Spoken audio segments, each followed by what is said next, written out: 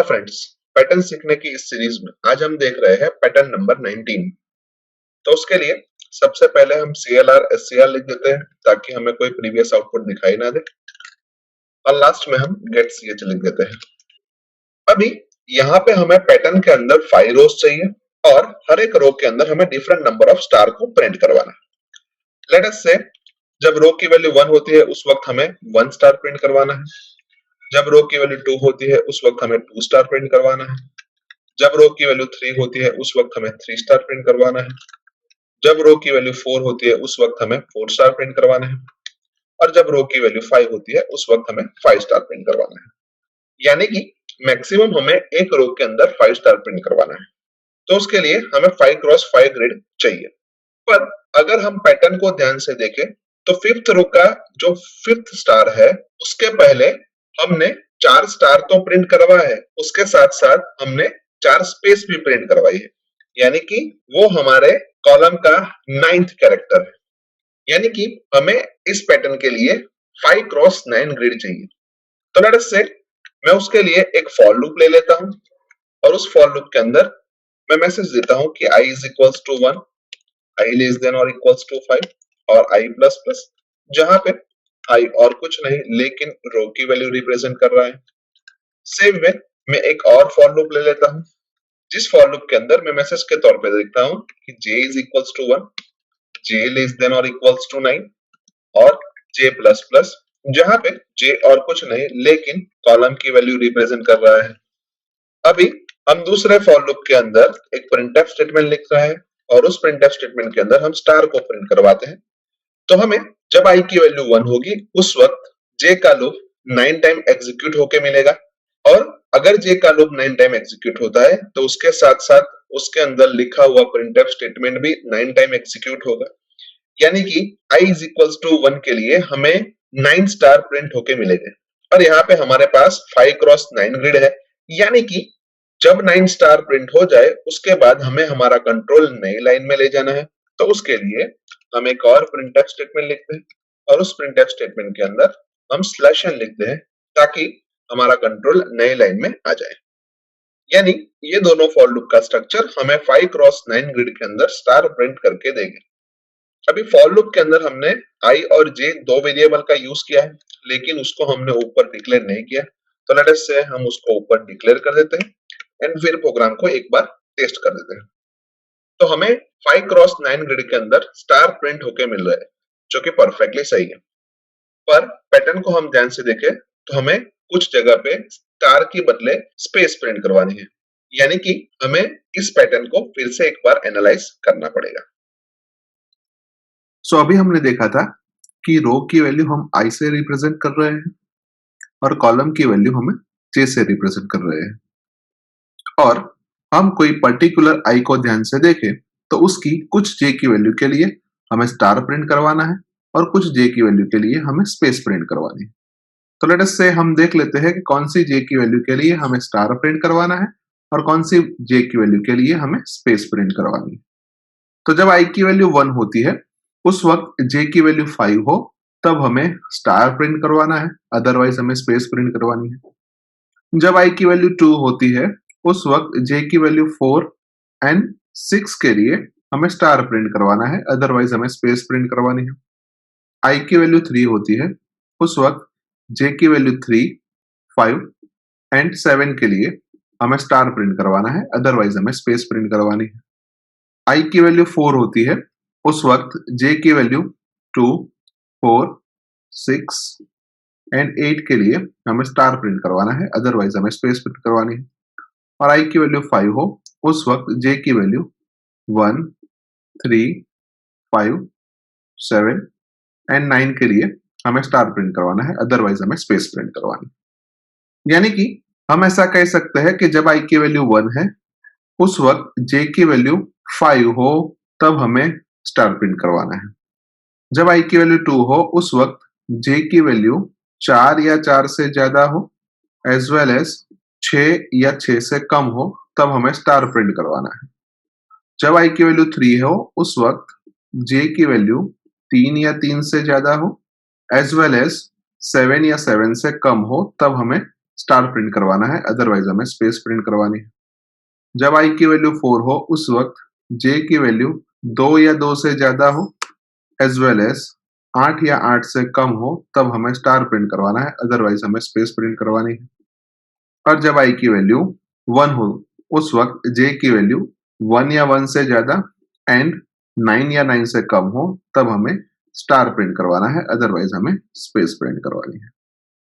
अभी हम पहले स्टेटमेंट को ध्यान से देखें तो वो स्टेटमेंट बाकी सारे स्टेटमेंट के जैसा नहीं है, यानी कि अगर हमें उसको भी बाकी सारे स्टेटमेंट के जैसा लिखना हो तो हम कुछ ऐसा लिख सकते हैं कि j ग्रेटर देन और इक्वल्स टू 5 हो एंड j लेस देन और इक्वल्स टू 5 हो तब हमें स्टार प्रिंट करवाना है, अदरवाइज हमें स्पेस प्रिंट करवानी है। यानी कि सपोज अब हम ये पांचों स्टेटमेंट को कॉमनली लिखना चाहे तो कुछ ऐसा लिख सकते हैं कि j ग्रेटर देन और equals to x and j less than और इक्वल्स टू y।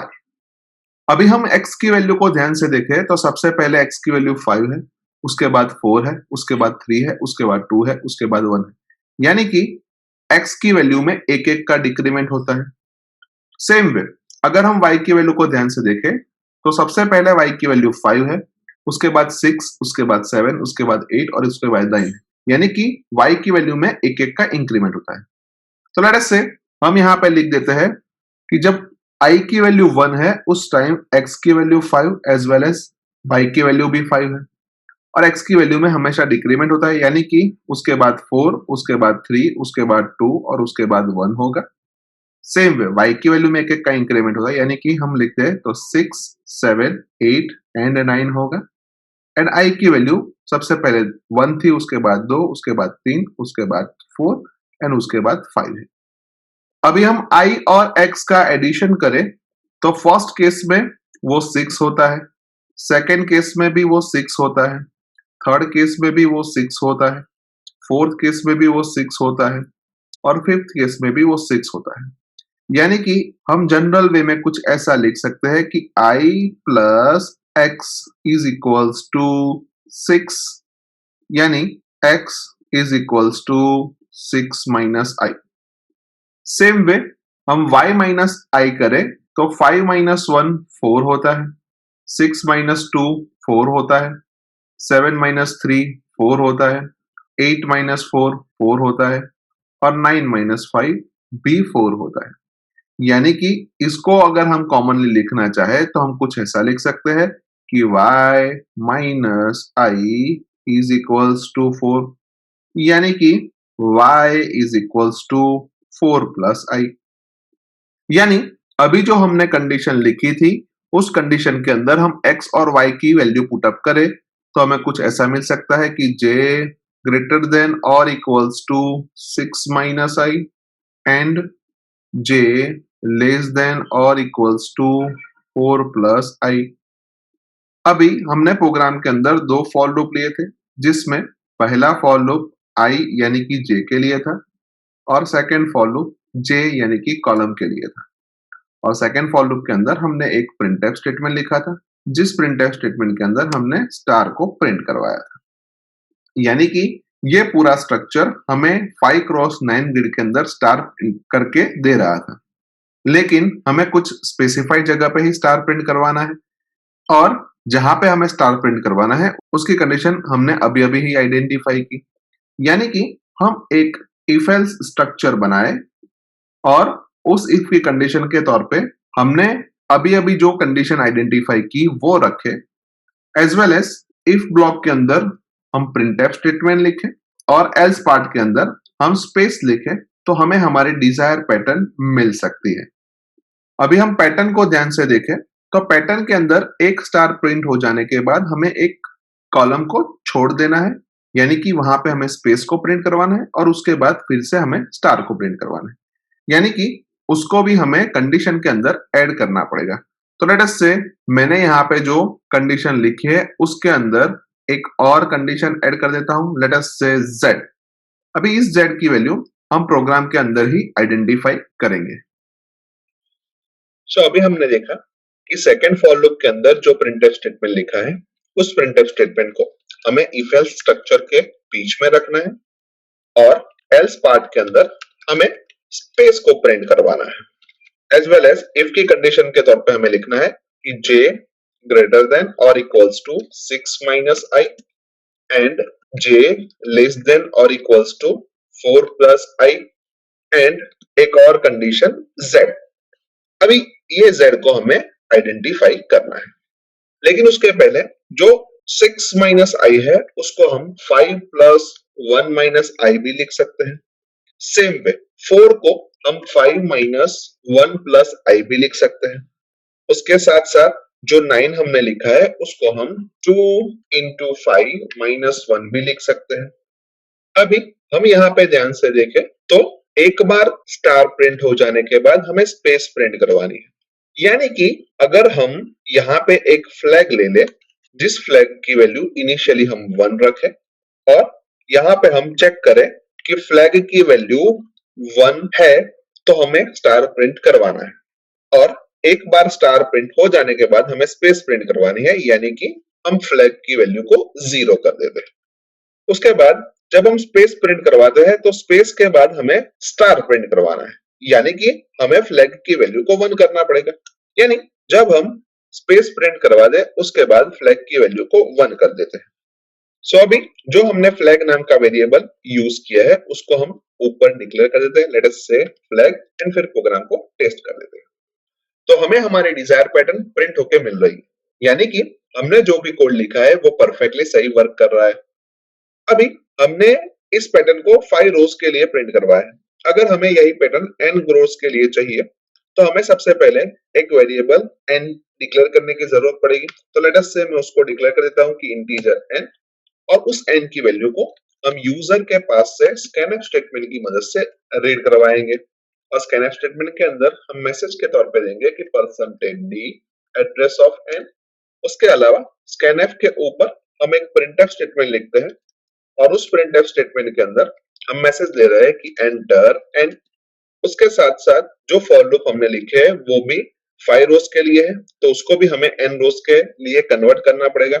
तो लेट अस से जहां जहां पे भी हमने 5 लिखा है वहां पे हम n कर देते हैं, यानी कि i लेस देन और इक्वल्स टू 5 की जगह पे i लेस देन और equals to n, 2 into 5 minus 1 की जगह पे 2 into n minus 1, j greater than equals to 5 plus 1 minus i की जगह पे j ग्रेटर देन और equals to n plus 1 minus i, j less than और equals to 5 minus 1 plus 1 की जगह पे j लेस देन और equals to n minus 1 plus i and फिर प्रोग्राम को एक बार टेस्ट कर देते हैं। जहां पे मैं n की वैल्यू 5 इंसर्ट कर रहा हूं तो हमें हमारी पैटर्न 5 रोज के लिए प्रिंट होके मिल रही है, जो कि परफेक्टली सही है। एक और बार प्रोग्राम को एग्जीक्यूट करते हैं जहां पे मैं n के तौर पे 18 इंसर्ट कर रहा हूं तो हमें हमारी पैटर्न 18 रोज के लिए प्रिंट होके मिल रही है, जो कि परफेक्टली सही है। यानी कि हम ऐसा कह सकते हैं कि इस प्रोग्राम के थ्रू हम पैटर्न नंबर 19 को n रोज के लिए इजीली प्रिंट करवा सकते हैं। सो आई होप कि आपको इस प्रोग्राम के अंदर अच्छी तरीके से समझ आ चुकी होगी। आज के वीडियो में बस इतना ही, नेक्स्ट वीडियो में फिर से मिलेंगे। Thank you very much.